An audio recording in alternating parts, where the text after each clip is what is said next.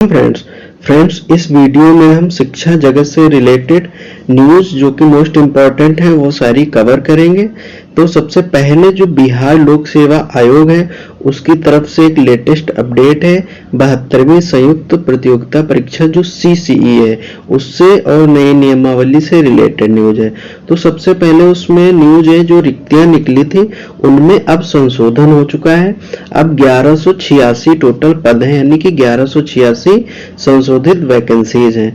पदों में महत्वपूर्ण बदलाव किया गया है। जो बिहार लोक सेवा आयोग है इसने एकीकृत 72वीं संयुक्त परीक्षा के लिए पदों की संख्या संशोधित कर दी है। पहले इसमें 1230 पद थे जो अब घटकर 1186 रह गए हैं। तो 1186 अब कैसे रह गए हैं, इसका कारण यह है कि जो गन्ना उद्योग विभाग के एक पदाधिकारी थे इनके जो 44 पद हैं इनकी जो अधियाचना है उसको वापस ले लिया गया है, यानी कि 44 पदों को अब माइनस कर दिया गया है जिससे 1186 पद बचे हैं। जिसमें से जो प्रमुख पद हैं उनका विवरण देख लेते हैं किस प्रकार है। तो जो राजस्व अधिकारी हैं RO इनमें पदों की संख्या 365 है जिसका विभाग रहता है राजस्व एवं भूमि सुधार।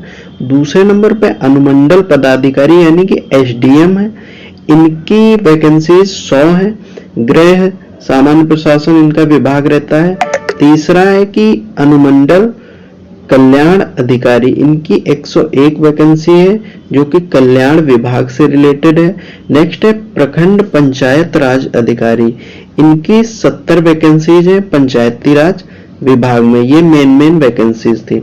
और इस बार परीक्षा पैटर्न में भी बहुत बड़ा बदलाव किया गया है। जैसा कि हमने आपको बताया पहले क्या था, अब क्या है कि 5 विकल्प प्रणाली, प्रश्नों में अब 4 के स्थान पर 5 विकल्प ABCDE होंगे और विकल्प E जो है वो अनअटेम्प्ट के लिए होगा। 5 विकल्प पहले भी थे, ये अब BPSC TRE 4 में भी अप्लाई किया जाएगा। TRE 4 के लिए भी होगा कि 5 विकल्प होंगे जिसमें से जो E वाला लास्ट वाला विकल्प होगा वो अनअटेम्प्टेड के लिए होगा, यानी कि अब आपको सारे ही क्वेश्चन अटेम्प्ट करने पड़ेंगे, सारे, छोड़ना कोई भी नहीं है।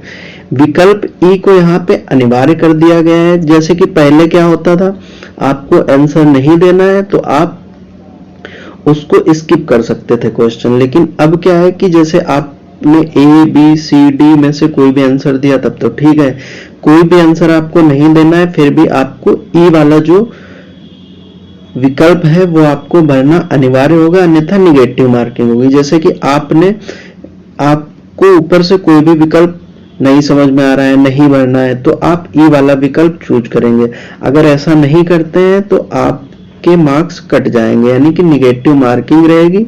वो भी कैसी कि गलत उत्तर के लिए 1/3 1/3 अंक काटे जाएंगे। यह पारदर्शिता सुनिश्चित करने हेतु किया गया है। और जहां पे निगेटिव नहीं है तो अगर एक क्वेश्चन छोड़ दिया तो उसके भी मार्क्स कटेंगे।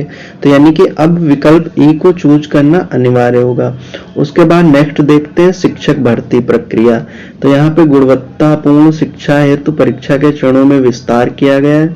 अब कहा गया है कि जैसे कि पहले क्या होता था, एक ही शिक्षक भर्ती परीक्षा होती थी, जैसे TRE 1, 2, 3 में आप लोगों ने देखा। अब क्या है कि अब से इन्होंने यहाँ पे 2 स्तरीय, जो पहला प्री और दूसरा मेंस, यानी कि 2 स्तर की परीक्षा लागू करने का निर्णय लिया है कि 2 स्तरीय परीक्षा अब अभ्यर्थियों को पात्रता के साथ, पहले तो पात्रता उसके बाद मुख्य चयन परीक्षा भी उत्तीर्ण करनी होगी। कारण क्या है कि गुणवत्ता पर जोर दिया गया है कि शिक्षा की गुणवत्ता में सुधार है तो आयोग ने चयन प्रक्रिया को अधिक कठोर बनाया है। पारदर्शिता, परीक्षा के नए नियमों से भर्ती प्रक्रिया में धांधली की संभावना कम होगी। अब ये तो आगे देखने वाली बात होगी।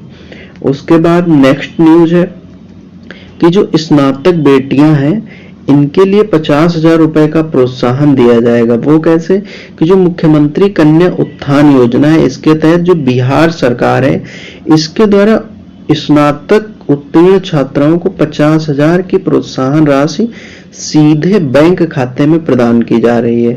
इसकी पात्रता क्या होगी, जो दिसंबर 2025 तक स्नातक उत्तीर्ण करने वाली सभी छात्राएं हैं उनको यह राशि प्रदान की जाएगी, डायरेक्ट खाते में जाएगी। डाटा अपलोड करना होगा। विश्वविद्यालय है जो उनको 15 मई 2026 तक पात्र छात्राओं का डाटा पोर्टल पर अपलोड करने का निर्देश दे दिया गया है। उसके बाद नेक्स्ट जो उत्तर प्रदेश लोक सेवा आयोग है, जिसमें जो LT ग्रेड की भर्ती है, इसकी आवेदन स्थिति, इससे रिलेटेड न्यूज है कि जो इसमें 363 आवेदन है वो इसमें निरस्त किए जा चुके हैं। वो कैसे?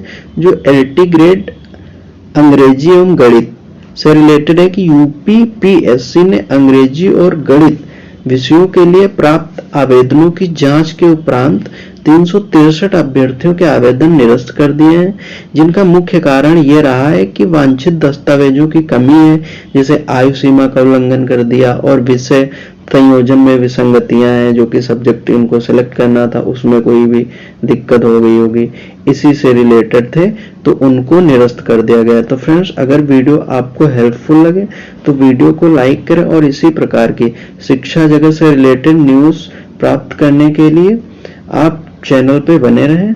बहुत बहुत धन्यवाद।